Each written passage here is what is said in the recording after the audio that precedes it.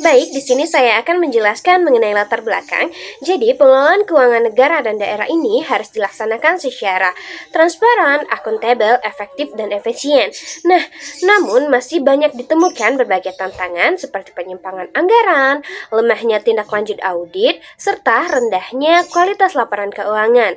Karena itu, penguatan pengawasan internal dan eksternal, peningkatan akuntabilitas, serta pemanfaatan teknologi digital menjadi sangat penting untuk memastikan pengelolaan keuangan publik berjalan secara bersih, transparan, dan berintegritas. Selanjutnya, penjelasan mengenai pengawasan dan pertanggungjawaban APBN serta permasalahan-permasalahan yang sering muncul di dalamnya. Pengawasan APBN adalah proses yang dilakukan untuk memastikan bahwa kegiatan dan penggunaan anggaran negara berjalan sesuai dengan rencana yang telah ditetapkan dalam Undang-Undang APBN. Menurut Santoso et al., pengawasan APBN ini dibedakan menjadi dua. Yang pertama ada pengawasan internal dan pengawasan eksternal. Pengawasan internal dilakukan dari dalam pemerintah sendiri. Beberapa lembaga yang berperan yaitu BPKP atau Badan Pengawasan Keuangan dan Pembangunan, serta Inspektorat Jenderal. Pengawasan internal ini berfungsi sebagai langkah pencegahan agar tidak terjadi penyimpangan dalam penggunaan APBN itu sendiri. Dan yang kedua ada pengawasan eksternal. Pengawasan ini dilakukan oleh lembaga independen di luar pemerintah yaitu BPK atau Badan Pemeriksa Keuangan dan DPR.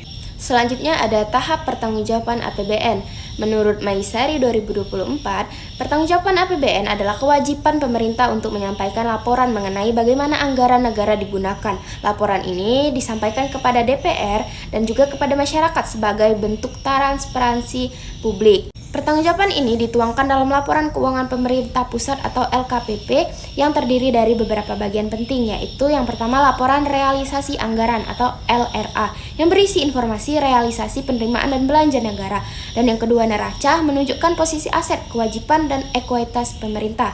Adapun yang ketiga laporan arus kas menjelaskan aliran masuk dan keluar kas negara, dan yang terakhir ada catatan atas laporan keuangan berisi penjelasan detail terkait laporan-laporan sebelumnya. Laporan ini menjadi dasar bagi DPR untuk menilai apakah APBN telah dilaksanakan sesuai aturan ataupun belum. Dalam tahap pengawasan dan pertanggungjawaban tentunya terdapat permasalahan di dalamnya, dan saya akan menjelaskan beberapa permasalahan di dalamnya, yaitu pertama ada lemahnya kapasitas SDM audit internal.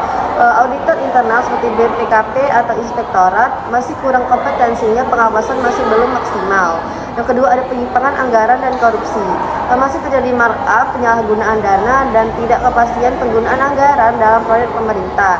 Yang ketiga ada keterlambatan penyampaian laporan keuangan. Laporan dari kementerian atau lembaga sering terlambat, menghambat audit dan evaluasi APBN. Serta yang terakhir ada transparansi partisipasi publik masih rendah. Akses masyarakat terhadap evaluasi anggaran masih belum optimal sehingga pengawasan APBN belum berjalan dengan sempurna. Selanjutnya yaitu pengawasan dan pertanggungjawaban APBD. Pengawasan APBD itu umumnya dilakukan oleh 3 lembaga utama. Yang pertama dilakukan oleh DPRD, yang kedua dilakukan oleh BPK, dan yang ketiga dilakukan oleh Inspektorat.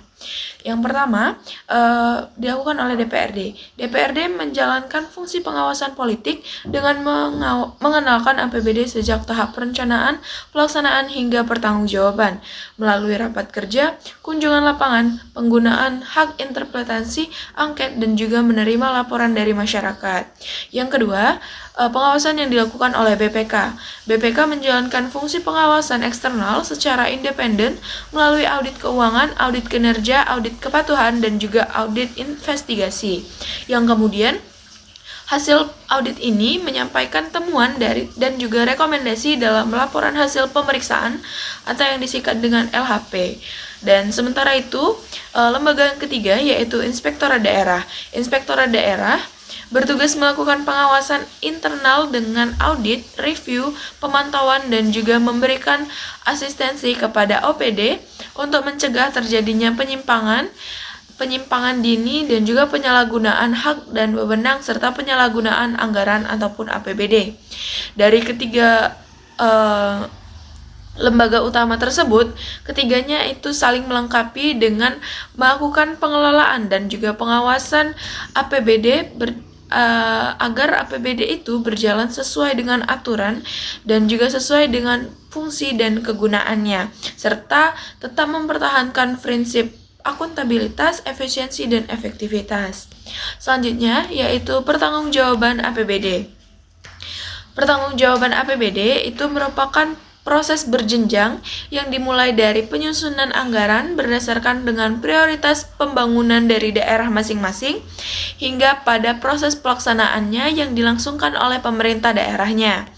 Selama pelaksanaan, OPD akan menyusun laporan keuangan internal sebagai dasar untuk penyusunan laporan keuangan pemerintah daerah atau LKPD.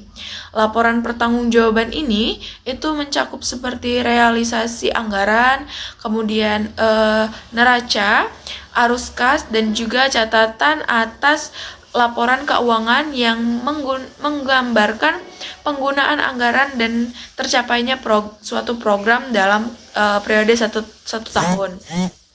Setelah itu, BPK akan memeriksa secara eksternal untuk memastikan kewajaran dari laporan tersebut dan juga memastikan kepatuhan pemerintah daerah dalam aturan pelaksanaan.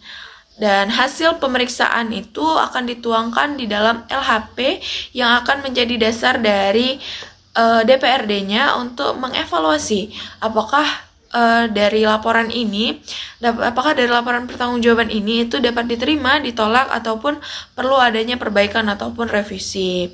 Pemerintah daerah dalam hal ini wajib untuk menindaklanjuti seluruh rekomendasi BPK sebagai bentuk dari akuntabilitas dan juga integritas mereka dalam melangsungkan anggaran daerah, dan juga hal ini itu diperuntukkan untuk mencegah terulangnya temuan-temuan yang serupa di tahun berikutnya.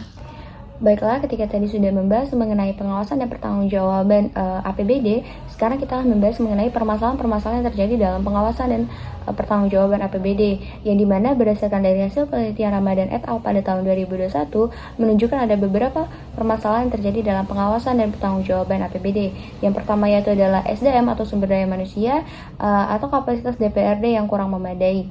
Nah, masalah pengawasan APBD banyak muncul karena kemampuan anggota DPRD belum cukup kuat di bidang keuangan daerah, akuntansi pemerintah, dan analisis anggaran.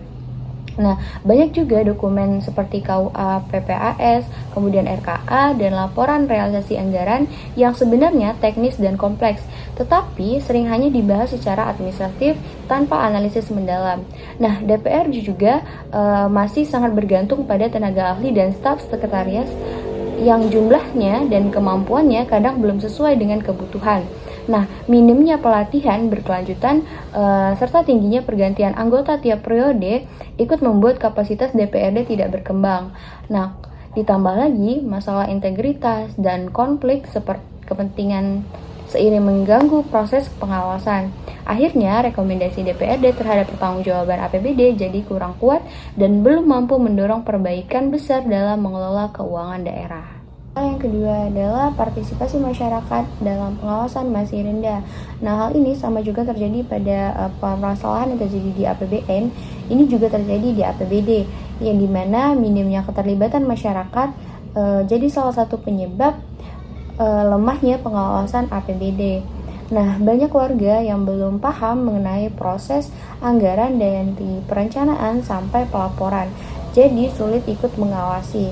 Nah, akses informasi juga belum merata, ditambah lagi literasi anggaran yang masih rendah, sehingga masyarakat sulit untuk mengenali masalah seperti belanja boros atau program yang nggak tepat sasaran, atau potensi penyimpangan partisipasi publik sering cuma sebagai formalitas, misalnya di musrenbang, kemudian tapi masukan warga tidak benar-benar dipakai. Nah, karena pengaduannya sedikit, kemudian lembaga kontrol sosial yang kurang aktif, dan budaya kritis yang belum kuat. Nah, di beberapa daerah, warga bahkan tidak melapor. Akhirnya, kontrol sosial tidak maksimal dan kualitas pengawasan DPRD jadi lemah. Permasalahan yang ketiga adalah hambatan regulasi dan perubahan perundang-undangan. Pengawasan APBD sering terlambat karena aturan keuangan daerah sering berubah. Pemerintah daerah dan DPRD harus terus beradaptasi, tetapi tidak semua punya kemampuan atau sumber daya untuk mengikuti perubahan dengan cepat. Sosialisasi yang minim dan kurangnya pemahaman terhadap aturan baru sering membuat penerapan kebijakan jadi tidak konsisten. Nah, bahkan memunculkan kesalahan dalam penyusunan dan pelaporan APBD. Nah, permasalahan yang keempat adalah transparansi dan akuntabilitas informasi keuangan atau laporan. Pengawasan APBD jadi lemah karena informasi keuangan daerah belum transparan dan sulit untuk diakses. Nah, banyak laporan seperti LKPD, kemudian LRA, atau rincian belanja diduplikasikan terbatas, terlambat, atau dalam format yang cukup susah untuk dipahami. Ditambah lagi sistem informasi keuangannya belum optimal dan budaya birokrasi masih tertutup, sehingga data anggaran tidak lengkap dan kurang akurat. Nah, akibatnya DPRD, masyarakat, dan lembaga pengawas tidak punya bahan yang cukup untuk menilai kinerja anggaran. Transparansi rendah ini membuat akuntabilitas daerah melemah dan risiko penyimpangan jadi lebih besar. Nah, permasalahan terakhir yang terjadi dalam pengawasan dan pertanggungjawaban APBD adalah keterbatasan mekanisme pengawasan lembaga internal dan eksternal, yang dimana efektivitas pengawasan APBD sering lemah karena mekanisme pengawasan baik itu internal maupun eksternal masih terbatas. Nah, inspektorat daerah kekurangan auditor, kompetensi teknis belum merata, dan anggaran yang cukup minim. Akibatnya pengawasan lebih bersifat administratif dan kurang mampu mendeteksi penyimpangan sejak awal. Di sisi lain, pengawasan eksternal seperti BPK dan DPRD juga menghadapi hambatan. Proses audit lama, kemudian cakupan pemeriksaan yang terbatas, dan rekomendasi sering tidak ditindaklanjuti. Koordinasi antara pegawai internal dan eksternal pun belum optimal, sehingga kadang terjadi tumpang tindih atau malah ada celah yang tidak diawasi. Kondisi ini membuat pengawasan APBD tidak menyeluruh dan membuka peluang terjadinya inefisiensi serta penyimpangan dalam pengelolaan anggaran. Baik, selanjutnya yaitu studi kasus. Menurut Rosalinda et al. 2025 dalam jurnal International Journal of Asian and Development, meskipun pemerintah Provinsi DKI Jakarta berhasil memperoleh opini WTP selama 7 tahun berturut-turut, namun BPK masih menemukan berbagai masalah yang seperti pencatatan aset ganda, keterlambatan penyelesaian aset, pendapatan sewa yang belum ditagih, kelebihan pembayaran penggandaan, serta bansat yang tidak tepat sasaran.